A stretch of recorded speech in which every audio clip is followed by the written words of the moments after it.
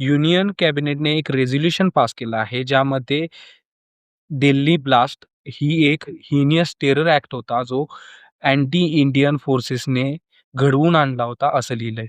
त्याचबरोबर या ब्लास्टमधील जे व्हिक्टिम्स आहेत, त्यांच्या फॅमिलीला सपोर्ट करण्याची गोष्ट करण्यात आली.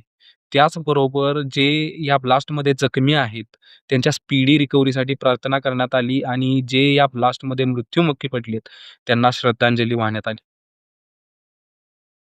याचबरोबर जे आपले सिक्युरिटी फोर्सेस आहेत, मेडिकल स्टाफ आहे आणि इमर्जन्सी स्टाफ आहे, त्यांना ॲप्रिशिएट करण्यात आलं आणि भारताची झिरो टॉलरन्स अगेन्स्ट टेररिझम ह्या पॉलिसीला परत एकदा पुनरावृत्ती करण्यात आली.